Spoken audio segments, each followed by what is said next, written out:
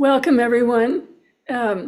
Today we're celebrating one of the special Buddhist holidays, one of the Dharma holidays, which occurs on Tuesday, called Labab Duchen. And this is my favorite holiday, and I renamed it Buddhist Mother's Day. As we know, everything is dependent on the view. So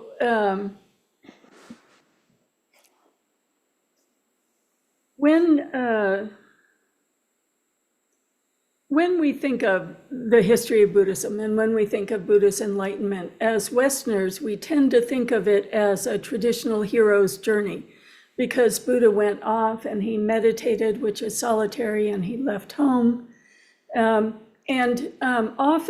in cultures where women's status is not particularly high, women are depicted as the evil temptresses, or the personification of the attachments that make it difficult to leave home.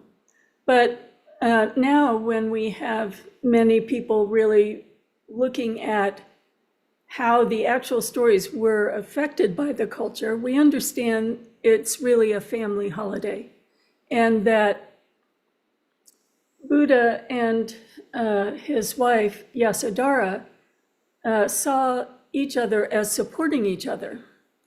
And furthermore, when Buddha was born, his mother died just a week after birth. And so this particular holiday is about Buddha going up to the Tushita heaven to teach his mother so that she could achieve enlightenment. So none of the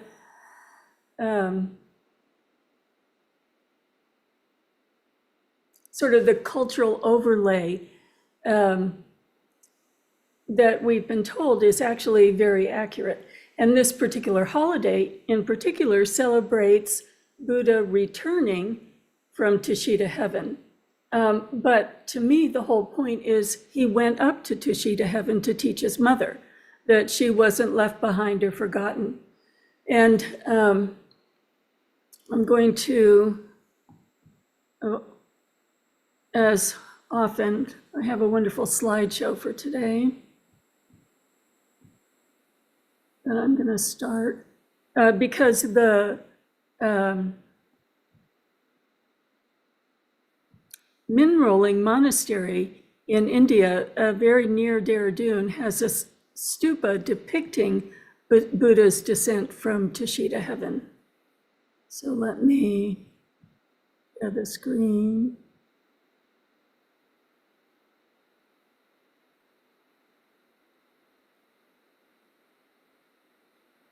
And I love this stupa. You can see it's gigantic. You can see, I don't know where a person is, but this down here is a little door. And here we have Buddha descending these stairs, coming back from Tushita heaven. But we have to remember that Buddha, in this era, attained enlightenment at a time when women were considered property. And so it's tremendously significant that he went to teach his mother.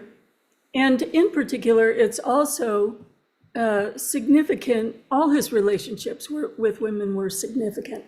So if we remember the story of when he was meditating and thought he had to practice austerities to achieve enlightenment, like fasting, it was a little girl who offered him the milk that then allowed him to regain his strength and very quickly attain enlightenment in a healthy body. And then women appear over and over at various times, various contexts. But I want to go back to sort of an overview. So we have the cultural history, which is affected by the attitude towards women, but we also have the view. And the view in Buddhism is, of course, that there's no gender. We went through that very thoroughly when we were talking about emptiness in the Heart Sutra. How can the mind have gender? And we see, even in the depiction of some of the extraordinary figures, alternating gender as they go from country to country. So Kuan Yin is female in China, male in Japan, and in Tibet, they solve it by making Avalokitesvara male and female, because Tara comes from the tears of Chenrezig. So we have Chenrezig that's depicted as male, but assisted in his extraordinary mission by Tara, who is female.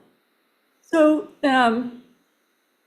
you have to separate the view, which is, of course, no gender, the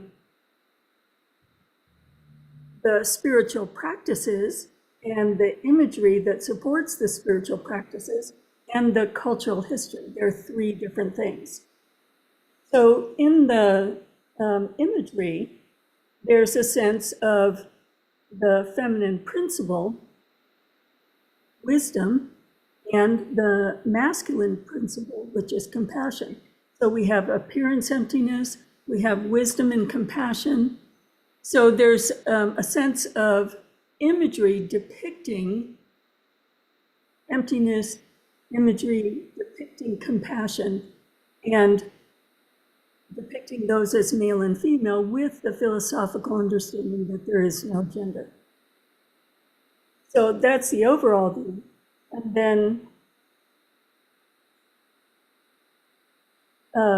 probably what we need to understand first is more about the cultural history, because we know that that's what we see. That's what we see in all the different images. So here's Tara and Kuan Yin. I love these.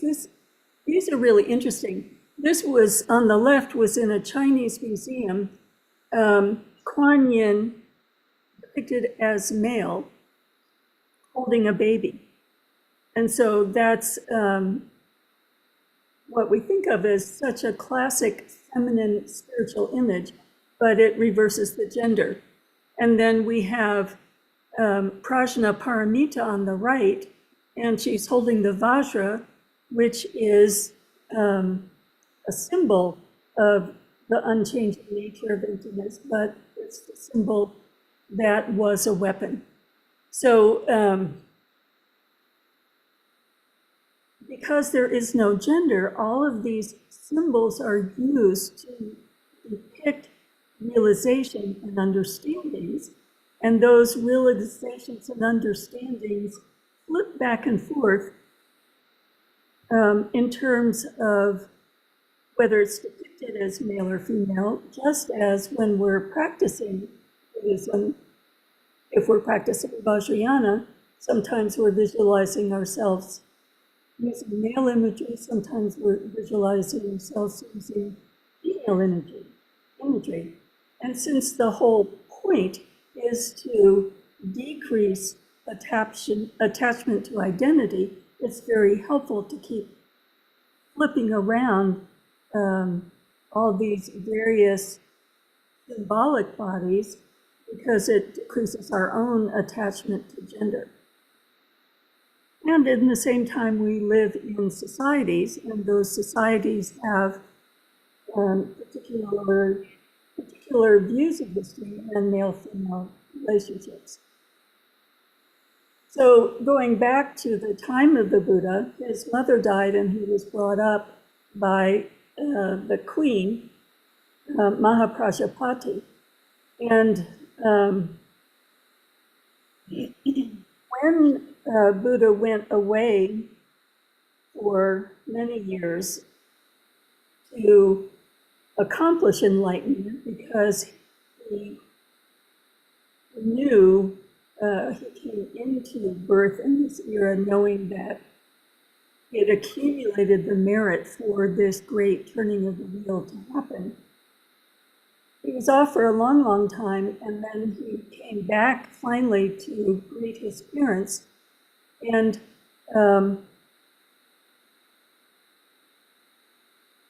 of course, they were overjoyed to see him, and he began giving teachings, but because women were not considered fully human, I guess you would say, they weren't allowed to go to his teachings. And so he came to the castle to teach the women privately. So that's recovered history.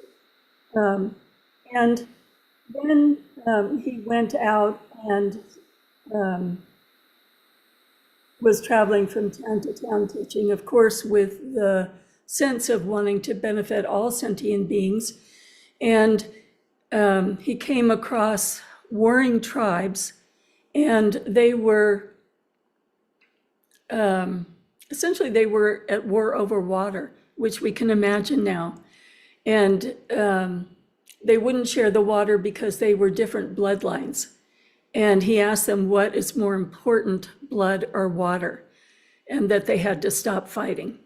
And so they did, and all the men dropped their weapons and started following the Buddha, but all the women were just sort of left, though the husbands, all the women who were prostitutes following the army, the cooks, all of a sudden there are all of these women with no male protector.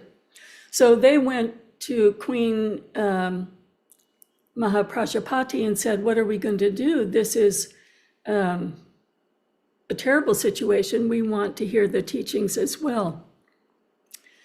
And so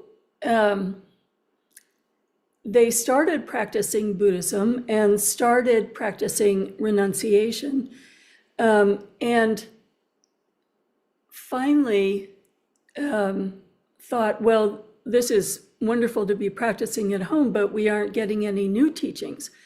So they went to where the Buddha was teaching, and they went already having accomplished a degree of renunciation. We call that the Genyan. It's a variation of the 5 lay vows, but includes celibacy. So they had shaved their heads and were barefooted. And the Buddha said, please, Mahaprajapati, don't ask this question right now. It's not the right time. And the women were all distraught because they wanted to progress in their spiritual understanding. And after a while, she went to Buddha again, and this is his mother asking for something. And he said, don't ask, please don't ask right now. And so they practiced on their own for a while, and again, they went to Buddha Shakyamuni. And this time, essentially, she went to Ananda, his attendant, and said, can you help us, Ananda? And he went to the Buddha and said, Lord Buddha, in previous eras, how many sanghas were there? And Buddha said all the previous Buddhas had 4 sanghas: fully ordained men, fully ordained women, lay men, and lay women. And then Ananda said, well, is it not possible for women to attain enlightenment in a woman's body? Oh, of course it's possible. There's no such thing as gender. Well, then really, Ananda said, why is there an obstacle now? And so that's when Buddha created what we call now the full ordination for women.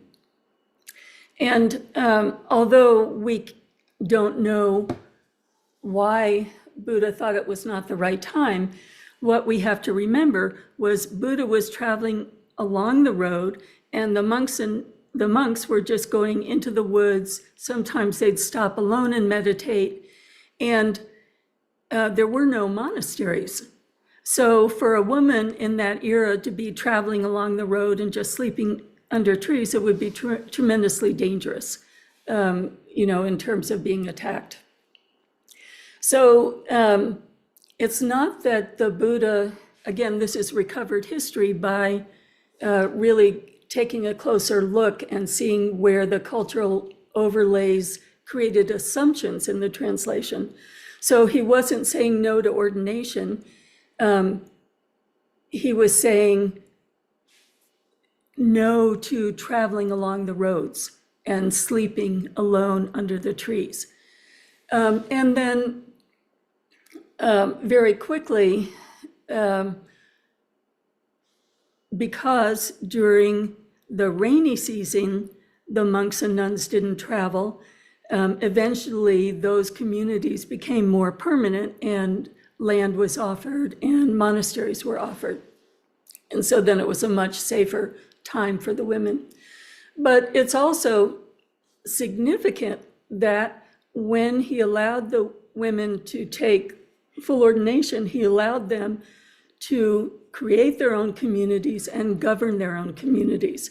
So here in this time when there was extraordinary prejudice towards women, where women were considered property like animals, they were elevated in separate but equal and connected communities. What we often don't hear about is within those communities, they excelled.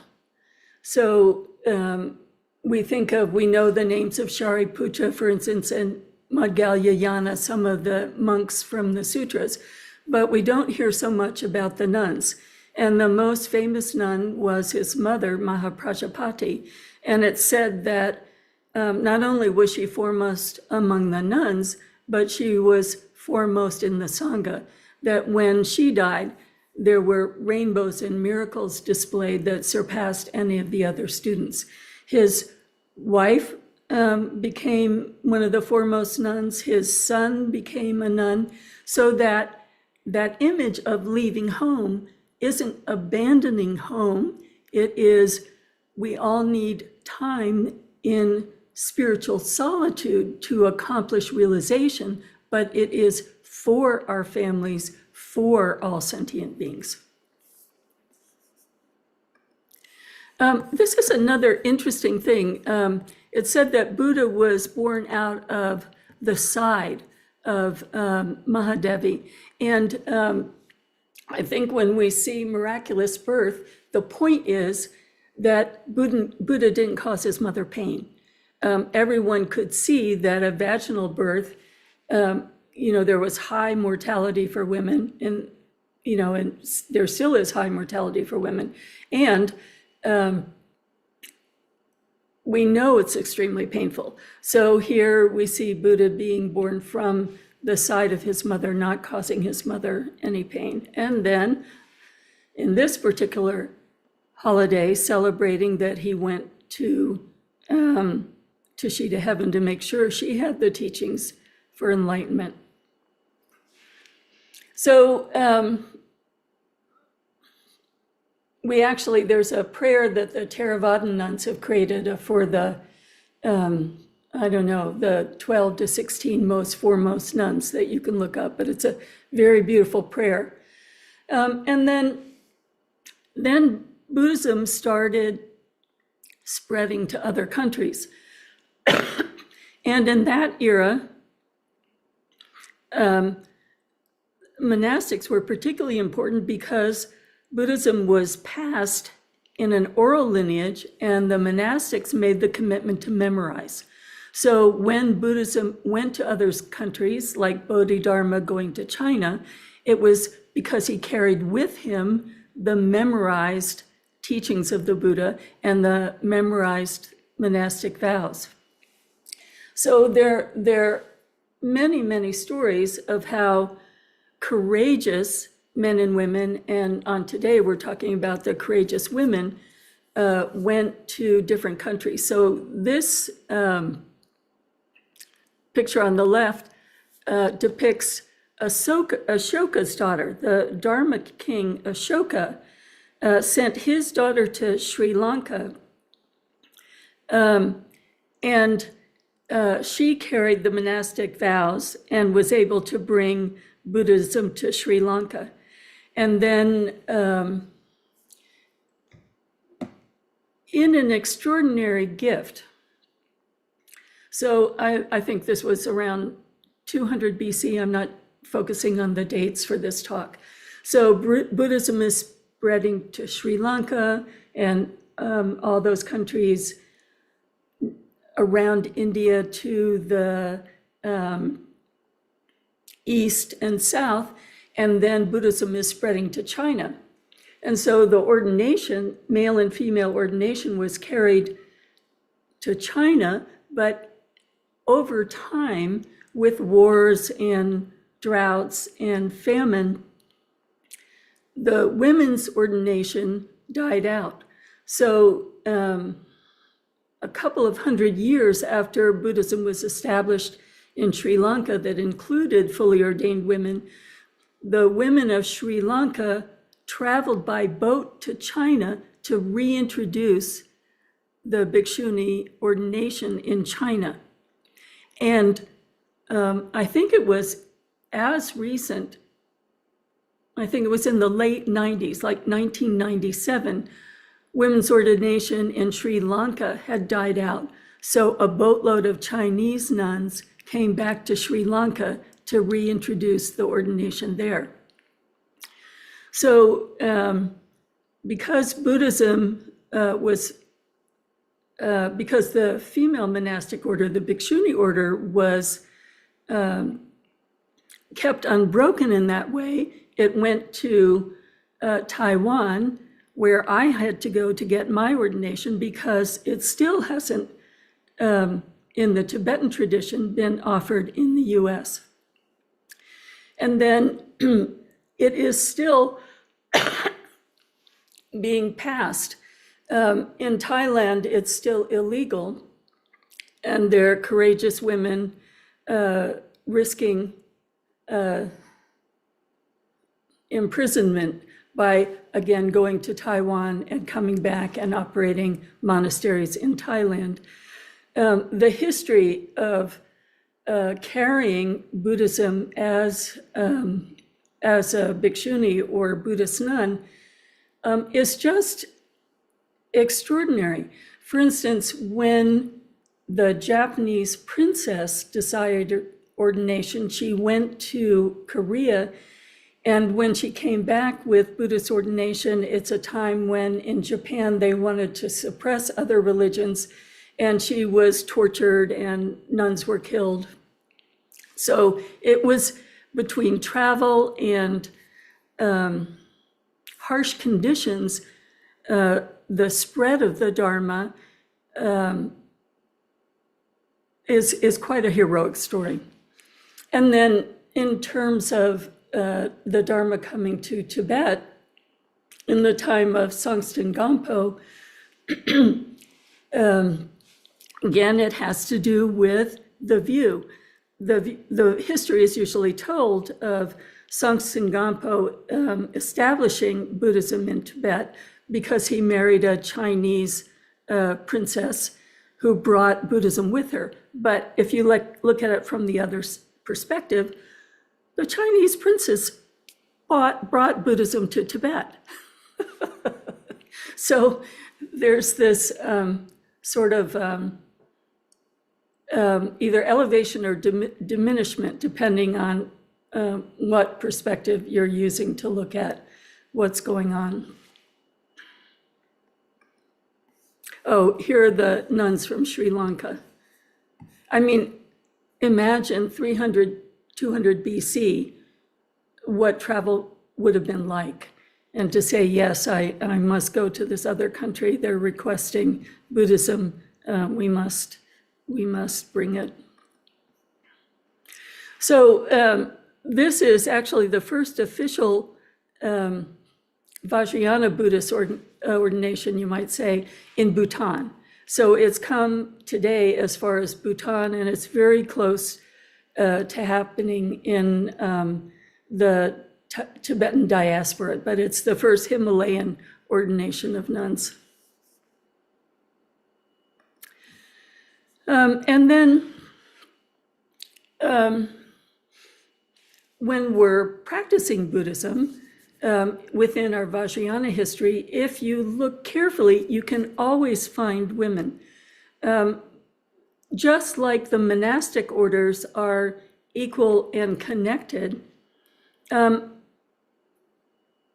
all the Enlightenment stories are equal and connected if you look carefully. So we have Yeshe Sogyal in relationship to Guru Padmasambhava. Here is Machig Labdrung. But if we look within our Vajrayana lineage that we know from our lineage prayer, Tilopa went to the Dakini realm. And that's where he received all of the empowerments that are then passed down in our lineage. And then Naropa was a scholar and had an intellectual understanding of practicing Buddhism.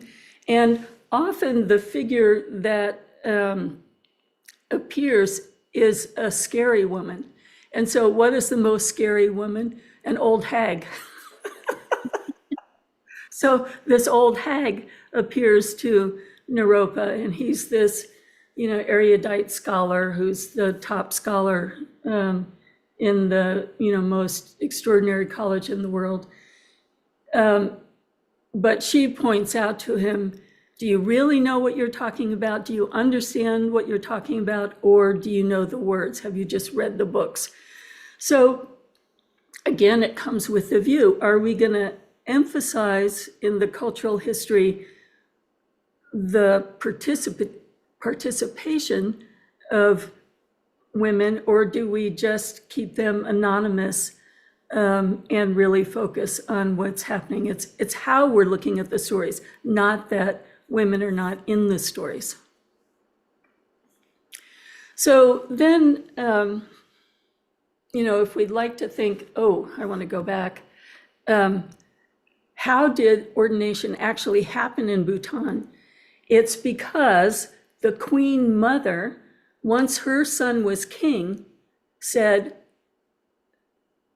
it's possible, I want you to make this happen.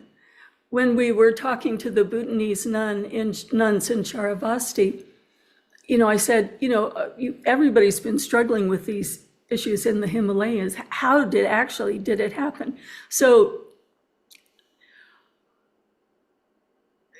it's never just one thing, but contemporary nuns are, let's say, not the generation before me, but my older sisters, let's say. There were so few of them that they each took an area of responsibility. And there was a huge conference in 2007 on ordination, and His Holiness the Dalai Lama appointed them to study and refute any obstacle to women's ordination. And they did, and they wrote a book, because the Tibetans are like the Republicans and the Democrats. They always say, we need more study. We have to look at this carefully. And this question of ordination has been going on, forever. So they wrote a book. That book got to Bhutan, to the Bhutanese Women's Association. The Bhutanese Women's Association put it in the hands of the Queen Mother, and she says to her son, do this. And so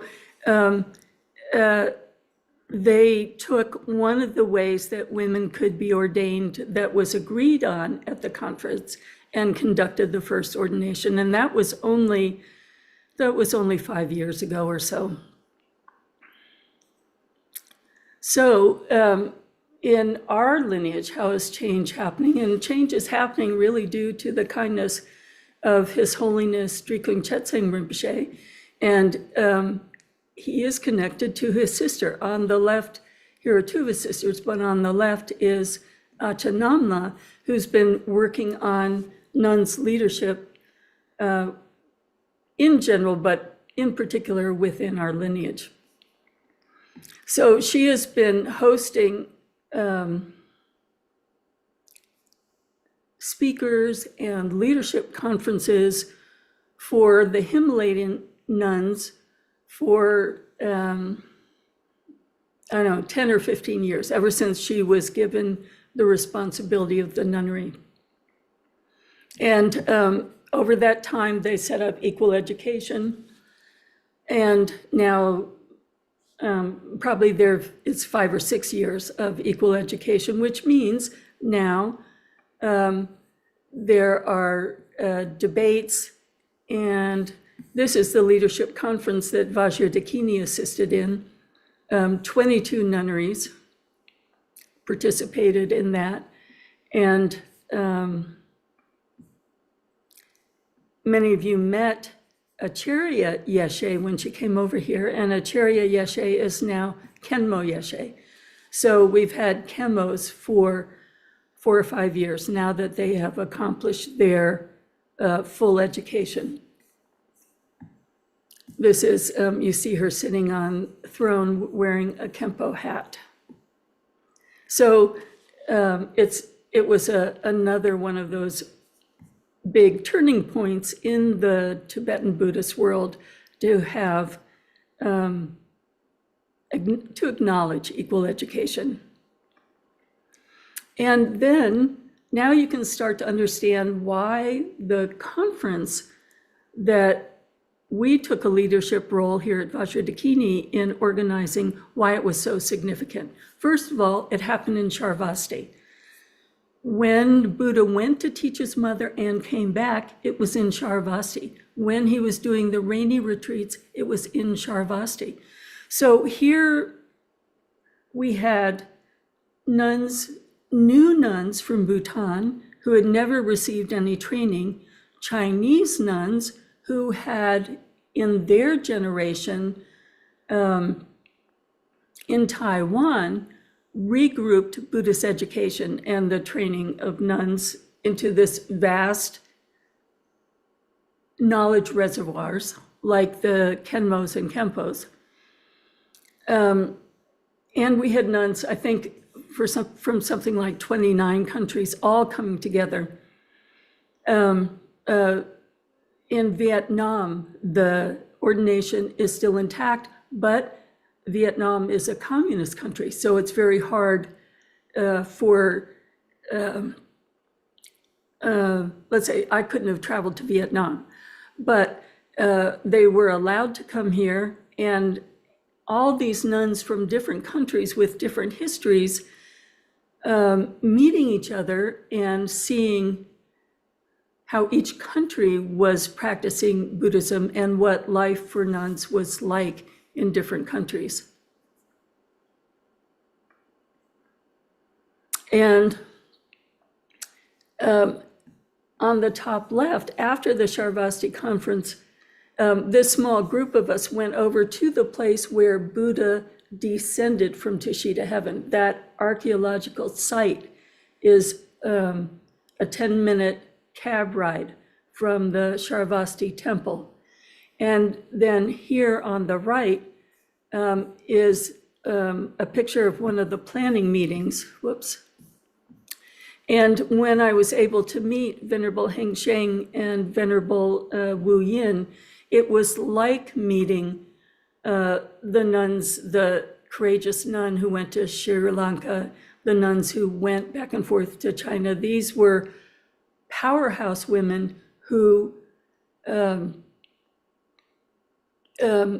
Taiwan, Buddhism became strong after the Chinese Revolution. People fled to Taiwan so they could practice Buddhism freely, and the people had to become leaders and recreate colleges, training fields, and understanding of what it means to live the vows. And all of these people made the, not only made the Charvasti conference possible, but if you see the woman in black, that's Venerable Heng Sheng. Venerable Heng Sheng was an academic who was like the gateway for all of the Western nuns who wanted to go to Taiwan to get ordination, we would pass her card along to each other. And she would say, oh, this is where it's happening. This is how you get an application. And she was so fierce with this holiness, saying, why haven't you established ordination yet in the Himalayas? And I had to call him up the next day and apologize because she was like shaking her finger at him. But it didn't faze him. And he's a presence that's looking for the right opening to make it possible, and is, of course, entirely supportive. It's only due to him that the Sharvasti conference happened. But I wanted to give you, some sense of the overview today, just because it's just because Kathy shocked me. When I first went to Dharamsala in the 90s to study Buddhism more thoroughly, I arrived in Dharamsala and said, well, where are the women teachers? I just assumed maybe it was only the men who came to the US and that there were, lots of women teachers in Dharamsala. And I think they were just a decade or two behind our culture in terms of recognizing women teacher and the evolution of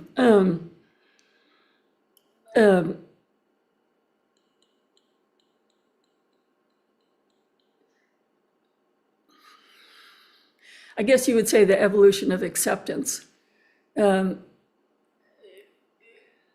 Change in cultures, as we know, is delicate and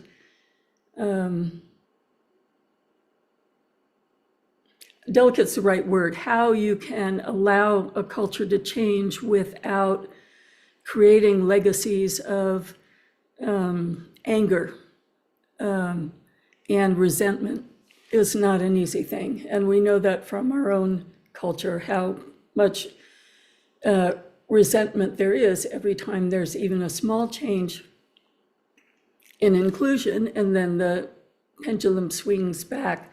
My assessment of the Tibetan culture is they're trying to change in a way that doesn't create such a distinct polarization. And when we look at some of the great women teachers today in the Tibetan Rinpoche, like in the Tibetan tradition, like Kanda Rinpoche, who's leading huge monasteries, we really see how they're succeeding in a different way than our culture change. But I just wanted to encourage you to first understand that when history is written, it's written by people with biases. So we don't really see the full history until there's a more unbiased look where you can look at, all right, here's a change. Is this language from the same time period or not? What can we see from archaeology? And, that looking at Buddhist history is just taking place now. So now we do have information that we didn't have in the past. But of course, there were always heroic, magnificent women teachers. Why does my local monk not know this history? No one ever taught him this history. You would only know this history if you were reading contemporary Buddhist women's history, because it wouldn't be a part of a monk's education. They would have only read the biased history. So even at one of the Sharavasti trainings with His Holiness, he was saying, now we can use computers, we can see when Buddhism was passed in all these different countries, how did it change? Was the change, what was added to the sutras, accurate, not accurate, a cultural ignorance entering, et cetera, et cetera, et cetera. So we're living in a time where we're seeing more clearly. And that's why we can look at this particular holiday and recognize how magnificent it was that Buddha was demonstrating that no one was left behind. It's not, I'll go off, I'll make a discovery, and I have to do it alone. It's